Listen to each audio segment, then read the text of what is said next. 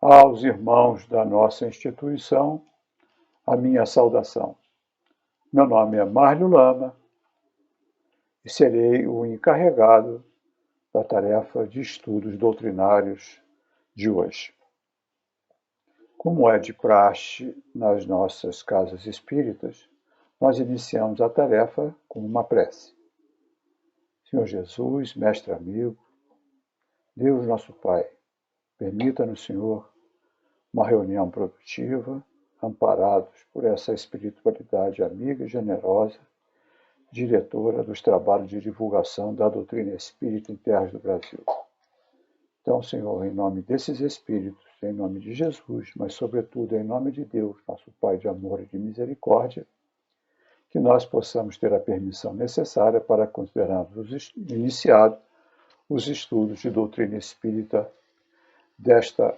eu estou falando à tarde, tá? Desta tarde. Mas, como a palestra é gravada, pode ser à tarde, pode ser à noite, pode ser de dia, depende da hora que você está assistindo.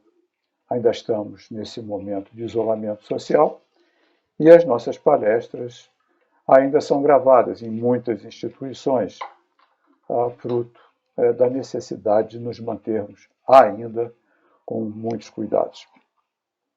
Esperando em breve possamos estar olho no olho, nos vendo e trocando aquela energia que somente dentro da nossa instituição é que a gente pode perceber o valor dela. Bom, o tema que eu escolhi para a gente pensar juntos hoje está no capítulo 20 do Evangelho segundo o Espiritismo, Os Trabalhadores da Última Hora, que é uma parábola de Jesus que Kardec abre e depois nós vamos falar de uma mensagem do Espírito da Verdade que também está no final desse capítulo. Mas vamos lá. É bom lembrar que Jesus falava de acordo com os hábitos e costumes do seu tempo. E todas as parábolas, elas contêm um fundo moral. Elas têm, no dizer do filósofo espírita Humberto Roden, as parábolas têm um símbolo material imediato, de compreensão imediata, e um simbolizado espiritual, que à medida que a gente vai evoluindo, amadurecendo espiritualmente, a gente vai percebendo as nuances dos ensinamentos contidos ali, embutidos por Jesus naquelas parábolas. Parábolas são histórias com fundo moral. Então tem sempre um fundo moral nas parábolas. Lembrando também, como os Espíritos de Kardec nos diz, tá, que a mensagem de Jesus ela é basicamente falando ao espírito imortal. Jesus vai sutilmente levando os seus discípulos, os seus seguidores, aqueles que assistem às suas palestras, aqueles que o seguem, a começar a pensar como espíritos imortais. Ele fala sobre vida espiritual, ainda que embutido em vários ensinamentos. Então nós temos que sempre olhar para uma parábola olhando com uma visão de vida espiritual. Então nós vamos aqui nos Trabalhadores da Última Hora. Qual era o hábito daquela época? Tá? O hábito daquela época era ter trabalhadores avulsos. Não tinha muito emprego, aliás, não tinha emprego.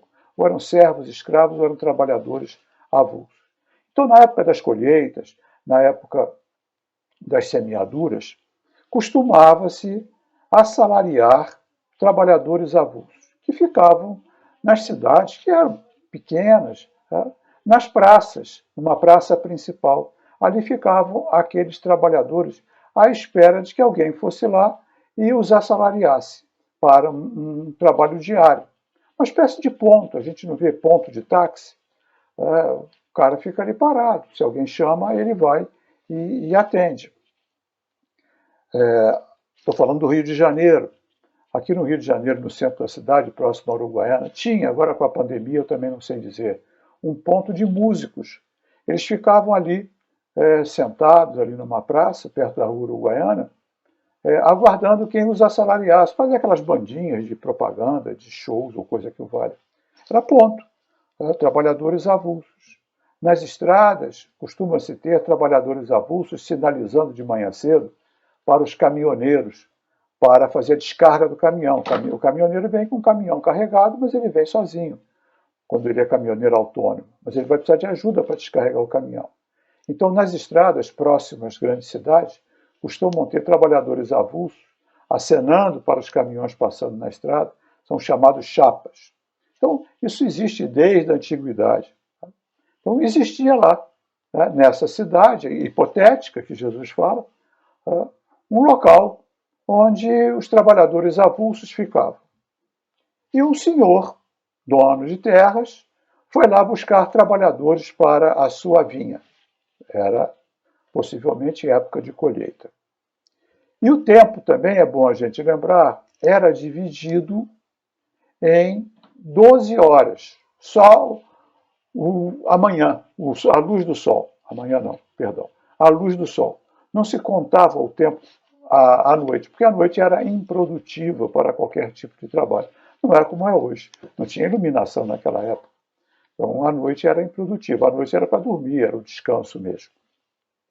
Então, o dia começava às 6 horas da manhã e terminava às 18 horas. Então, era chamado hora 1, 6 horas da manhã. Hora 18 horas era a hora 1/10, 11 horas. Tá? Então, nós temos aqui o nosso... Perdão, a hora 1/10, 11, era às 5 da tarde. Tá?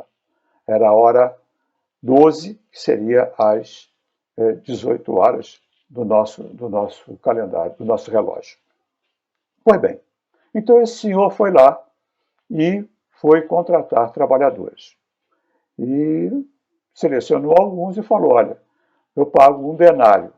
Um denário significa, era a moeda que significava o valor do trabalho de um dia de um trabalhador avulso. Era o preço da época. Tá? Um denário, um trabalhador de um dia. Pois bem, levou alguns para a sua vinha. Ele volta, segundo a parábola, na hora terceira, ou seja, 6 mais 3, 9. 9 horas da manhã. E encontra lá, ainda tem gente lá no ponto. Ele fala, olha, tem trabalho lá na vinha, vamos para lá? Não fala preço. E as pessoas vão. Tá? Na narrativa, ele volta na hora 9. Ora, a hora 9, aliás, voltou na hora sexta, meio-dia, e voltou na hora 9. E fez o mesmo. Vamos embora, vocês querem trabalhar? Eu tenho trabalho. E os caras foram. E chegou, então, na hora 1/10, ou seja, às 5 horas da tarde, faltando 1 hora para o fim do expediente, ele volta lá e pergunta. Ainda tinha gente lá. E ele pergunta lá para aqueles trabalhadores que estão ali ainda ali, o que eles estão fazendo aí? Eles falam, a gente está aqui esperando trabalho, mas até agora ninguém nos assalariou. Aí o que ele fala? Vai lá para a minha vinha, vai lá, vão lá. E os rapazes vão, os trabalhadores vão. Fechado o dia, ele chama o seu administrador e manda que pague um denário a cada um, a começar pelos últimos. Ou seja, os que chegaram por último, os que chegaram às 5 da tarde. E o seu administrador vai pagando um denário a eles. Aí o que os caras que chegaram na primeira hora pensaram? Poxa, se ele está pagando um denário para esse pessoal que chegou agora, vai sair mais algum para a gente. Foi o raciocínio. Tá? Eu acho que qualquer um de nós que estivesse lá iria pensar a mesma coisa. Só que quando chegou na vez dos que chegaram também na hora sexta, na hora 9, ele foi pagando um denário. Quando chegou na hora de pagar aqueles que tinham chegado primeiro, ou seja, na primeira hora, ele também pagou um denário. Aí os caras reclamaram. Pô, o que há? Como pode? Os caras chegaram agora e o senhor paga a mesma coisa? Isso aqui hoje é da CUT, movimento de sindicato, greve, coisa do que o vale. E os caras reclamaram. Aí o senhor virou para ele e falou, vem cá, eu não combinei um denário com vocês? Eu estou pagando um denário. Qual é o teu problema? Está com o olho grande porque eu sou bom? E aí Jesus fala uma frase muito interessante da no final da parábola. Assim, os últimos serão os primeiros e os primeiros serão os últimos, porque são muitos os chamados e poucos os escolhidos. E aí, vamos lá. Vamos pensar sempre que todo o ensinamento de Jesus tem por intenção despertar para a vida espiritual. Tem por intenção fazer que cada um que o ouvisse, cada um que o estivesse ouvindo, seja naquele tempo, seja hoje, cada um que tomasse contato com o seu evangelho, fosse levado a repensar os seus valores. Os valores que nós usamos para fazer as nossas escolhas. A única coisa que a gente é obrigado a fazer é a escolha. E para isso a gente usa valores. Nós valoramos as opções que se apresentam. Quando a gente faz escolha, quando é? Quando temos opções. Quando tem um leque de alternativas. Quando pelo menos tem duas opções. Aí tem que fazer uma escolha. O que a gente vai fazer? Vai utilizar um critério. Que critério é esse? Valor. Qual o valor que eu vou utilizar? Como nós estamos no mundo material, mas muito pressionado pela matéria densa, o sensório, ou seja, a satisfação dos sentidos, tem um peso muito grande. O prazer tem um peso muito grande. Muitas vezes a gente esquece que é espírito imortal. Eu já vi muitas vezes, até em casas espíritas, alguns irmãos falarem, o meu espírito. Eu fico pensando, o meu espírito como? A gente não tem um espírito. A gente é um espírito. Temporariamente num corpo de carne. Mas, como eu estava dizendo, o elemento material, que é de satisfação imediata, ele tem um peso muito grande no processo de tomada de decisão, no processo de fazer escolha. E muitas vezes nós temos uma miopia espiritual. O que é a miopia espiritual? A gente não se pensa como espírito imortal. A gente deixa para resolver isso depois. Mas a doutrina espírita, o Evangelho e a doutrina espírita nos abrem os olhos para a vida espiritual. Então, nem tudo que é bom, no sentido de satisfatório para os nossos sentidos, é interessante para o espírito imortal e vice-versa. Às vezes, aquilo que não interessa aos nossos sentidos é satisfatório para a vida espiritual. Ou até mesmo para nossas escolhas no longo prazo. As escolhas têm um resultado de curto prazo e têm um resultado de longo prazo. Quando nós falamos de vida espiritual, estando encarnados, estamos falando de resultados de longo prazo. Então, nem tudo que é bom, satisfatório para os sentidos, para o sensório, é bom no longo prazo. Vou dar um exemplo bobo, eu gosto de falar de comida, até porque sou guloso. Quando você gosta muito de um prato, vou falar de uma feijoada, que é um prato que muita gente gosta, e eu também gosto. Evito, mas gosto. Já na minha idade, apesar de não ter problema de saúde nenhum, com a graça de Deus, evito essas comidas mais pesadas. Mas que é gostoso, para mim, pelo menos, é muito gostoso. Tá? E dificilmente, quando a gente gosta de uma comida, como uma feijoada, as pessoas comem no limite da satisfação. Eu acho meio complicado. Eu já ouvi falar até de forma brincalhona, mas sei lá se é tão brincalhona assim, que uma feijoada completa tem ambulância na porta. Pois é, pelo exagero. Agora, quando a gente exagera, o que vai acontecer mais à frente? Uma indigestão, um problema intestinal, uma cólica, algo do gênero. E aí a gente se arrepende de ter comido daquele jeito. Ou seja, era bom, mas o resultado de longo prazo não foi tão satisfatório assim. E se a gente continua insistindo a comer comidas pesadas, calóricas, gordurosas, açucaradas, o que vai acontecer? São prazerosas? São prazerosas. Caloria e açúcar dão muito prazer ao sensório. Mas no longo prazo pode estar se instalando uma diabetes, uma hipertensão, alguma complicação de saúde muito maior. Então, o que é bom, no longo prazo, não foi uma boa escolha. E vice-versa. Às vezes a gente está com uma dor muito forte, por exemplo, um canal de dente, é uma dor muito forte, e um tratamento de canal é algo desagradável. A gente diz, é bom, que maravilha, vou tratar um canal. É algo desagradável. Mas, no longo prazo, ou no prazo mais à frente, é algo bom, agradável, porque vai deixar de sentir aquela dor, vai estar com o canal do dente tratado. Então, nem tudo que é bom é agradável, E nem tudo que é agradável nem tudo que é agradável é bom. Estou fazendo aqui um joguinho de palavras. Então, quando Jesus nos fala de vida espiritual, ele nos fala de valores que nos levam à vida espiritual. Então, mesmo usando o critério imediato dessa parábola, a gente tem aqui, vamos usar os dois critérios, segundo Roden, símbolo material imediato, e depois simbolizado espiritual, utilizando a mensagem do Espírito da Verdade, que se chama Obreiros do Senhor. Pois bem, símbolo material imediato. Aqueles trabalhadores eram avulsos, eram pessoas pobres, eram trabalhadores que saíam de casa sem saber se voltavam com sustento. Porque eles não tinham sustento.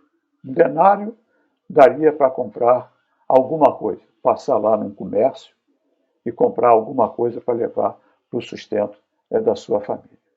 Então, aqueles trabalhadores que logo de cara arrumaram o trabalho, eles já se sentiram aliviados. Eles iam trabalhar 12 horas. Mas já tinham alívio. Poxa, hoje a minha família vai se alimentar.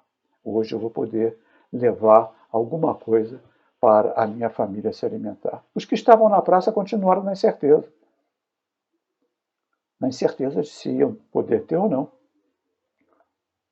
Como aqueles chapas que eu falei, que ficam no ponto fazendo sinal para os caminhões. Como aqueles músicos que ficam esperando serem assalariados, como o taxista, que está no ponto, não sabe se vai ser chamado ou não. Ele está sempre na incerteza. Então, um chamado já tira da incerteza. Então, aqueles trabalhadores que foram, saíram da incerteza. Os que foram na hora terceira, na hora nona, na hora sexta, o senhor não falou quanto ia pagar. Vai lá, vai para a vinha. Eles estavam sem fazer nada. Foram. Alguma coisa ia sair. Até mesmo os que estavam lá às 5 da tarde. Já estavam no desespero, poderia dizer, de não ter o que levar para casa, de não ter como dar um sustento para a sua família. E esse senhor vai lá e pega eles e leva. Então ele foi caridoso. Ele foi caridoso porque ele sabia que um denário é o mínimo que se paga a um trabalhador. Um denário, o cara ia comprar pão. Segundo pesquisas aí que eu fiz, um denário valia 10 asses, que era uma moeda pequena, o asse. Tá? Então, um denário daria para comprar 3, 4, 5 quilos de pão para levar para casa. É pouco, se a pessoa tem uma família. Pensa bem, é pouco. Então ele foi caridoso, ele pagou igual. Ele não foi desonesto, porque ele tratou o denário com os outros. Ele não, com os primeiros, com os outros ele não tratou nada. Ele foi correto. E ele fala, eu tenho um olho bom. Só que vocês estão com um olho ruim. Vocês estão com inveja, porque eu paguei a esses caras. Mas eles ficaram até o final do dia sem saber se iam ter dinheiro para sustentar a sua família. Aí Jesus fala, os últimos serão os primeiros serão os últimos, porque muitos são chamados, mas nem todos os escolhidos. Então ele está falando de chamado. Kardec faz uma interpretação interessante, porque a pessoa estava sem serviço porque ninguém chamou. Ele não estava sem serviço por ser um desocupado. Ele estava sem serviço porque ninguém tinha chamado ele. Isso era, mas estava ali, pronto para trabalhar. Então era um trabalhador, apenas não tinha serviço. Ele estava na incerteza, como aquele ajudante de caminhão que sai e vai para a estrada na madrugada fazer sinais para os motoristas. Eu morei em Petrópolis, cidade aqui do estado do Rio, se alguém estiver me vendo de fora, da Serra, eu vinha com frequência ao Rio e eu esperava o movimento do trânsito diminuir na estrada, porque de manhã cedo tem muito trânsito, e às vezes passava por ali 10, 11 horas da manhã e via aqueles trabalhadores avulsos acenando para os caminhões. Até aquela hora, ninguém tinha assalariado eles. Ainda estavam na agonia. Fui muito no centro da cidade, aqui do Rio, olhava ali Às vezes, na hora do almoço, aqueles músicos conversando, às vezes com uma quentinha ou uma marmitinha, esperando quem os assalariasse. Vi muito taxista comendo um sanduíche no carro, esperando ser chamado, na incerteza de se vai levar o dinheiro para casa. Essa incerteza, aqueles trabalhadores sem trabalho eles tinham, e os outros que tinham sido assalariados não tinham essa incerteza. Mas aí vem uma mensagem do Espírito da Verdade que está no final do Evangelho segundo o Espiritismo, no capítulo 20, Os Trabalhadores da Última Hora do Evangelho segundo o Espiritismo. Olha como abre essa mensagem. Chegaste ao tempo em que se cumprirão as coisas anunciadas para a transformação da humanidade. Isso é uma profecia realizada, que Jesus falava da vinda do Consolador, ele falava desse tempo. Mas aqui o Espírito da Verdade, que é Jesus, ele fala, chegou o tempo. Ou seja, a doutrina espírita é o Consolador prometido. Chegou o tempo que vão se cumprir essas profecias. O que é isso? A transformação da Terra de mundo de expiação e provas em mundo de regeneração. Ou seja, um upgrade, um salto evolutivo. Não é do planeta, é dos habitantes do planeta. O planeta, a matéria não tem moralidade. São nós, humanidade. Estamos dando um salto evolutivo. Parece que não, né? Quando a gente olha para a bagunça que está a nossa sociedade, eu poderia dizer bagunça mesmo, um desnível moral muito grande, principalmente nessa pandemia. Quantos estão se mostrando da forma como são? Egoístas, corruptos.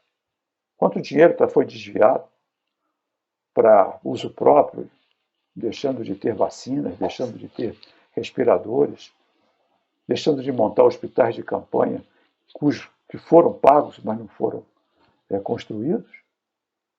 A gente está vendo isso aí. São as pessoas se mostrando como são. A gente também está vendo muita gente ir para a rua, distribuir quentinhas, correndo risco, nas obras sociais, trabalhando, empresários não demitindo. Então a gente está se mostrando como a gente é. É um momento de transformação. Todo momento de transformação é um momento de mudança. Toda mudança, ela pressupõe uma desarrumação para uma rearrumação. Eu acho que todos nós aqui, posso falar por muitos, com toda certeza, já nos mudamos de casa. E é um transtorno. A não ser que seja multimilionário, que chame lá a graneiro e vá passar o fim de semana em Nova York enquanto a graneiro faz a mudança, mas se for classe média, se for poucos recursos, a gente sabe que a mudança é uma coisa complicada. Mas a gente tem aquela pegada quando a mudança é para melhor. Eu me lembro quando eu e minha mulher, nós compramos o nosso apartamento. A gente morava de aluguel, num bairro de Zona Sul do Rio de Janeiro. Mas a gente comprou um apartamento na planta, num bairro de Zona Norte. Mas era o que a gente podia pagar. E a gente estava sempre acompanhando a obra. Graças a Deus a obra saiu. Mas foram 2 anos de construção. A gente comprou na planta mesmo. Volta e meia, fim de semana, a gente pegava o carro, vinha dar uma passadinha para ver como estava a obra, conversava com o engenheiro da obra e via a obra andar. E a gente estava empolgado. Aí entregaram as chaves. Na hora entregaram as chaves. A gente não tinha móvel para botar no apartamento. A gente tinha muito pouco móvel. Porque a gente queria fazer. O apartamento era bem menor do que a gente morava. A gente queria botar uns móveis de acordo com o tamanho. Então tivemos que encomendar, esperar. Enquanto isso a gente dormia no colchão, no chão, improvisado. As caixas de copo, de louça, tudo amontoadas na sala. A sala mais ou menos arrumada, a mesa e as cadeiras. A cozinha mais ou menos. Mas a gente não reclamava. E por que a gente não reclamava? Apesar de todo aquele transtorno. achar um copo, achar uma toalha, achar uma roupa, tudo encaixotado, porque a gente estava mudando para melhor, para o que era nosso. E isso nos dava motivação. Não reclamava, pelo contrário, agradecíamos toda hora. O tempo todo a gente agradecia, agora é nosso, vai pagar uma prestação durante 20 anos na Caixa Econômica, mas saímos do aluguel. Nós demos um upgrade. A Terra está dando um upgrade, já está numa mudança, por isso essa aparente desorganização. Porque cada um está se mostrando como é. O Dr. Bezerra de Menezes, num congresso da FEB, através do médium Divaldo Franco, que agora fez 94 anos, minha saudação, meu respeito, por esse trabalhador incansável da doutrina. Mas Divaldo Franco, Dr. Bezerra por Divaldo Franco, uns 3, 4 anos atrás, citando, numa palavra, psicofonia, uma mensagem do Dr. Bezerra no Congresso da FEB em Brasília, ele disse o seguinte, mais ou menos em linhas gerais: muitos espíritos estão na sua última oportunidade no planeta. Última. Ou vão se mostrar agora como são, se ficam ou se vão ser exilados para outro orbe. Muitos espíritos, disse ele, já estão na psicosfera da Terra sem ter mais possibilidade de reencarnar na Terra, mas ainda fazendo pressão mental, psíquica sobre a Terra. Esses espíritos, por mais aqueles que falirem nas suas missões encarnadas, serão encaminhados para outros orbes. Chegaste ao tempo que se cumprirão as promessas e se anunciarão as coisas. Chegaste ao tempo em que se cumprirão as coisas anunciadas para a transformação da humanidade. É instantâneo? Não. Em termos espirituais, 1 século, 2 séculos, 3 séculos é muito pouca coisa. Mas a gente percebe a mudança. A gente percebe as pessoas se mostrando. Cada uma como são. O seu modo de ser. Cada uma como é, perdão. O seu modo de ser. Solidária ou egoísta? A gente fala muito no amor. Mas amor é uma expressão complicada, porque para muitos de nós ela remete ao sentimento. E não dá para ter sentimento igual por todo mundo. Mas dá para ser solidário. Para se galgar, se conquistar esse amor, são passos. Sai do egoísmo para uma solidariedade. Sai da solidariedade para uma fraternidade. Sai de uma fraternidade para o amor crístico. Talvez muitos de nós estejamos dando o primeiro passo para a solidariedade. Ainda não conseguimos nos ver como irmãos, mas também não estamos mais centrados em nós.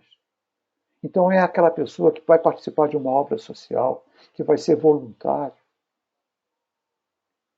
que vai distribuir quentinho, vai cozinhar, que vai olhar o seu armário, vai doar roupas boas, não vai doar lixo. Roupas boas para quem está precisando. Hoje em dia, com esse isolamento, quantas pessoas viram que não precisam de tantas coisas? Outro dia eu via uma pessoa pública, não vou citar nome, uma pessoa pública dizendo: eu percebi que se eu tiver um computador, se eu tiver uma internet, eu posso trabalhar e não preciso de tanta coisa que eu tenho. Percebi que eu posso viver com muito menos. Talvez muitos de nós estejamos percebendo isso. Talvez a gente possa viver com bem menos do que tem. Quantos de nós estamos trabalhando? Estou aqui fazendo uma palestra via internet. Há quase 1 ano e meio que a gente está assim, mais de 1 ano, né? Não chega 1 ano e meio, mas mais de 1 ano que a gente está assim. Aprendemos coisas novas, tivemos que aprender a usar gravação, tivemos que aprender a fazer reunião pelo Zoom, tivemos que aprender a trabalhar em casa, tivemos que aprender tantas coisas. Como a gente cresceu? Ou como a gente perdeu a oportunidade de crescer? Porque tudo foi escolha. Quantos fizeram vários cursos? A internet está cheia de cursos, inclusive muitos de graça ou muito baratos. E quantos ficaram aí chorando, se lastimando, entrando em parafuso? Depressão, tristeza, ansiedade. E quantos aproveitaram para crescer? Para perceber que pode viver com menos? A gente está se definindo. Esse mesmo personagem público falou que tinha uma amiga que estava tristíssima, estava entrando em depressão, porque não tinha onde usar os 300 sapatos que ela tinha. 300 pares de sapato. Bom, eu não estou aqui para julgar o guarda-roupa de ninguém, mas 300 pares de sapato parece que é sapato demais. O que você vai fazer com 300 pares de sapato? E ela estava entrando em depressão, porque não conseguia usar os seus 300 pares de sapato. Talvez quantas pessoas estão sem descalças aí pelo meio da rua. Então, é a hora da gente se mostrar. É hora da gente se livrar, às vezes, do supérfluo que está prendendo a gente na terra. Cada um está se mostrando. E aí Jesus, o Espírito da Verdade, continua. Felizes serão aqueles que tiverem trabalhado no campo do Senhor com desinteresse e sem outro objetivo que a caridade. Ou seja, olhar para o irmão como solidário. O cara precisa de um prato de comida, o cara precisa de um agasalho, o cara precisa de um remédio. Olhar com caridade, fazer o que a gente pode. A gente vai lembrar da parábola do samaritano. Ele fez o que ele podia. Não é o ótimo, é o que se pode. E aí quem vai definir o que pode é a gente. A gente não vai trazer uma população de rua para dentro de casa, creio eu. Mas o que a gente pode? Aí, o que eu não posso dizer o que você pode. Eu posso avaliar o que eu posso. E aí sou eu e minha consciência, você e a sua consciência. Felizes serão os que houverem dito aos seus irmãos, estou pulando alguns trechos, trabalhemos juntos, irmãos, e unamos nossos esforços para que o Mestre encontre ao chegar a obra terminada.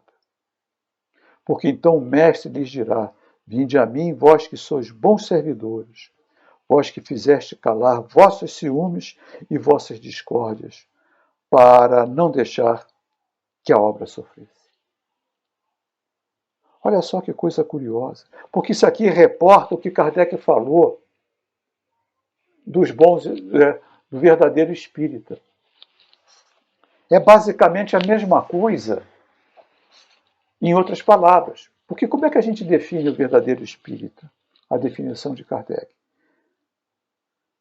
Quando aquele que faz a sua transformação moral. O que é a transformação moral? Transformação moral é virar santo? Não. Transformação moral é a gente perceber que eu tenho um conjunto de valores que não me interessa mais.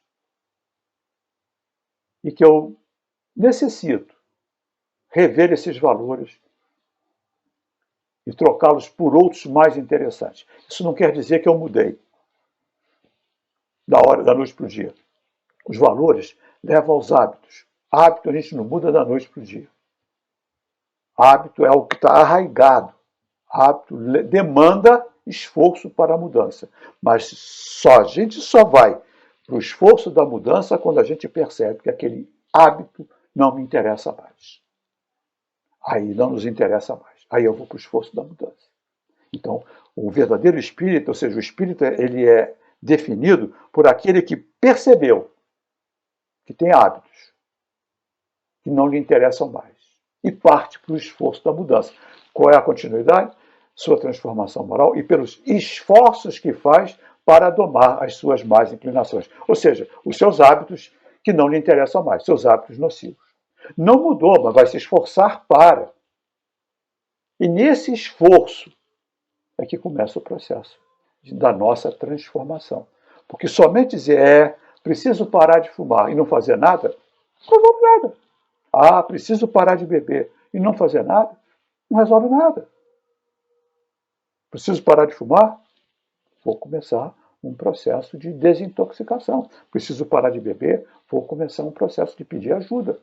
Preciso parar de ser um comprador, um compulsivo? Vou procurar ajuda para isso. Vou me esforçar para isso. Preciso parar de fazer fofoca. Preciso parar de falar mal dos outros. Preciso parar de me irritar à toa. São maus hábitos. Preciso parar de observar os outros pelo defeito, passar a observar pelas virtudes. São maus hábitos. Mas não muda da noite para o dia. É preciso esforço, pelos esforços que faz para domar suas más inclinações. Só que a gente para por aí, mas no final da frase está lá, e o consegue se tem para isso firme à vontade. Então é necessário por vontade. E o que a gente olha aqui? Os bons servidores, ou seja, ele chama de bons servidores, que calaram os ciúmes e as discórdias para não deixar que a obra sofresse. Então tem ciúme e tem discórdia ainda no nosso modelo comportamental. A gente olha para o outro, às vezes até com ciúme, tá? Com algum toque de inveja. Isso ainda existe. Negar isso, passar para a negação, é péssimo. É importante que a gente admita, poxa, estou com ciúme de fulano, mas eu me calo. Eu trabalho isso, mas, poxa, por que eu estou com esse ciúme? Porque a obra é mais importante. As discórdias, a gente discorda. Vai ver uma reunião de diretoria de uma instituição, ou uma reunião, uma assembleia, está cheio de opiniões discordantes. Mas a gente ali, se estiver unido pelo interesse da casa, da instituição, da obra, a gente vai calar as nossas discórdias. Porque a obra é mais importante que o indivíduo. Até porque a obra continua e o indivíduo vai embora. Já fiz agora, recentemente tive a honra de ser convidado para fazer a palestra de 100 anos da fundação de uma instituição e de 117 anos da fundação de outra instituição. 100 anos e 117. E aí, quando a gente vai ver a história da casa, quantas pessoas passaram por ali, quantos presidentes passaram por ali, quantos diretores, quantos oradores, quantos médiuns passaram por ali e foram embora porque desencarnaram. E a obra está aí, forte, viva, ativa, com novos trabalhadores. A obra é mais importante que o indivíduo. Toda obra é mais importante que o indivíduo. Dentro do conjunto, o conjunto é mais importante que o indivíduo. Você pode ser o presidente da maior multinacional do planeta. Pode ser o presidente da maior potência econômica do planeta. Ele vai desencarnar, ele vai sair, outro vai para o lugar dele. Às vezes fazer até melhor. Então, quando a gente tem a visão de que a obra é mais importante que o indivíduo, que a obra é mais importante do que eu calo o meu ciúme, eu calo a minha discórdia. Reconheço que tenho. Vou trabalhar para isso. Mas vou trabalhar para o crescimento da obra. Porque chegaram os tempos. Chegaram os tempos. E lá no finalzinho, Deus realiza neste momento a enumeração dos seus servidores fiéis. Ou seja, nós estamos nos mostrando quem é servidor fiel. Porquanto aos que, estou pulando, tá? Porquanto aos que não recuarem diante da sua tarefa, é que ele vai confiar os postos mais difíceis na grande obra de regeneração, da regeneração pelo Espiritismo. E se cumprirão essas palavras, os primeiros serão os últimos serão os primeiros. Então nós estamos falando de um processo que começou com os profetas, da primeira revelação, Moisés, os profetas, passou por Jesus, passou pelos apóstolos, passou por vários missionários e agora chegou nos espíritas. Nós somos os trabalhadores da última hora, está escrito aqui. E a humanidade irá se regenerar pelo Espiritismo. Não sei se é com esse nome, mas pelos valores do Espírito é que será regenerada a humanidade. Por quê? Porque a gente vai lá na escala espírita, questão 100 em diante. O que diferencia os espíritos imperfeitos dos bons espíritos? Bom, não espíritos perfeitos. Isso é outra história. Não é o intelecto, é o foco.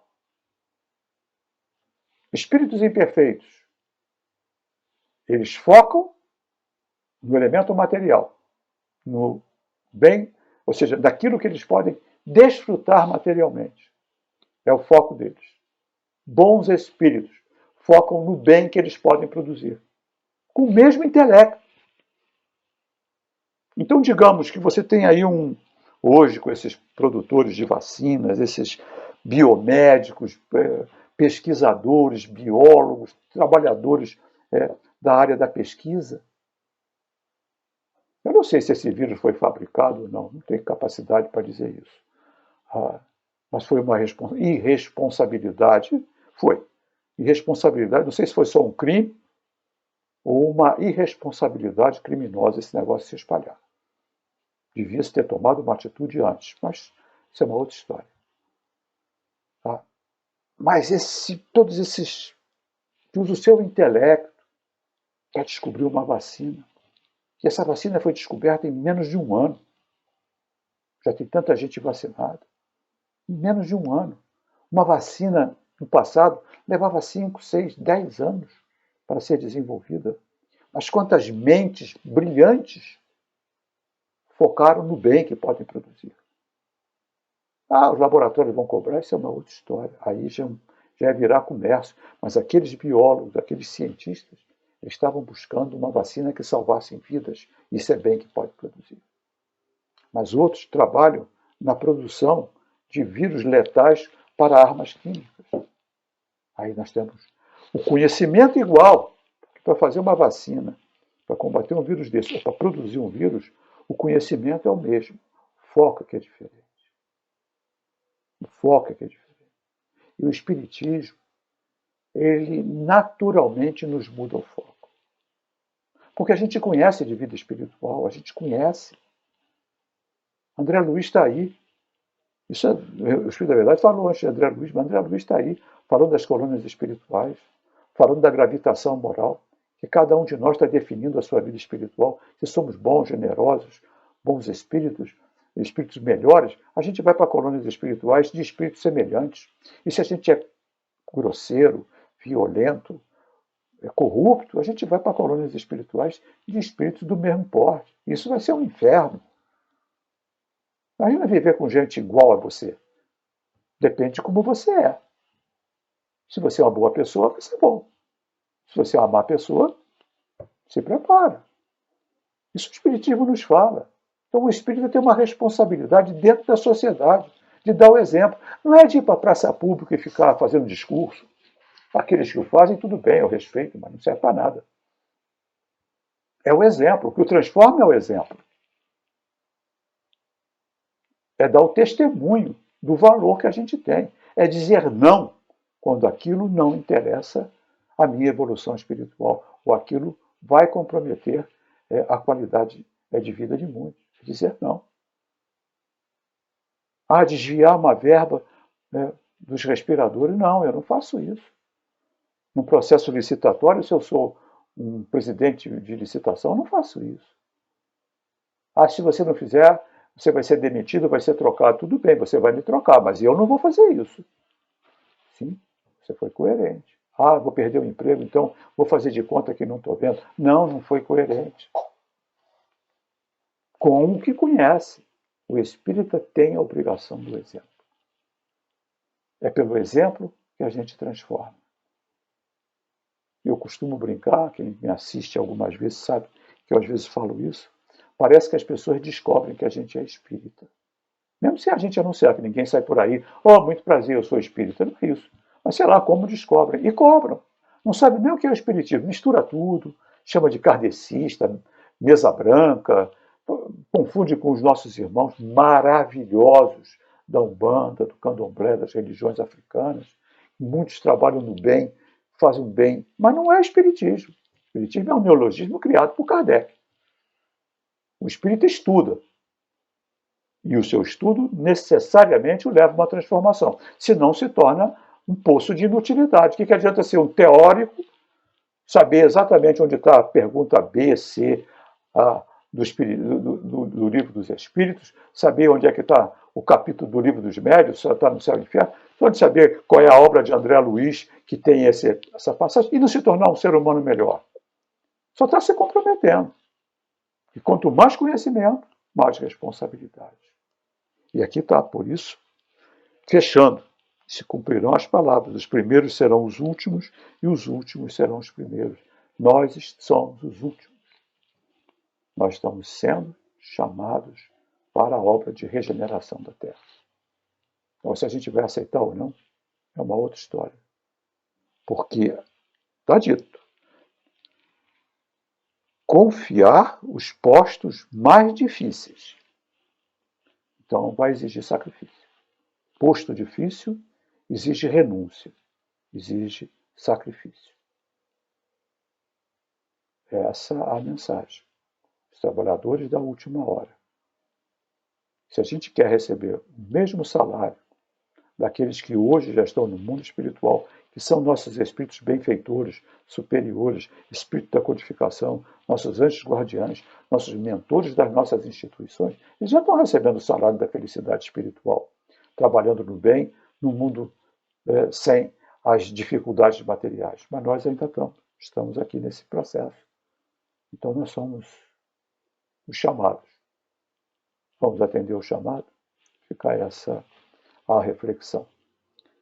Agradeço a atenção de todos e vamos para a nossa prece de encerramento.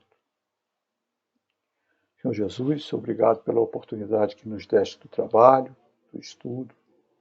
Suplico que abençoes a nossa casa, a nossa instituição, aos trabalhadores e dirigentes encarnados e desencarnados. Mas que tuas bênçãos se estendam também para todos aqueles que sofrem, que estão chorando, que estão doentes, que estão internados nos hospitais, entubados, em CTIs, pelos seus familiares, por aqueles que estão desencarnando de forma violenta e aqueles que aqui ficam, aqueles que estão sem emprego, sem condições de sustento de suas famílias, trabalhadores que são, mas sem trabalho. Te suplico também, Senhor, pelos nossos governantes.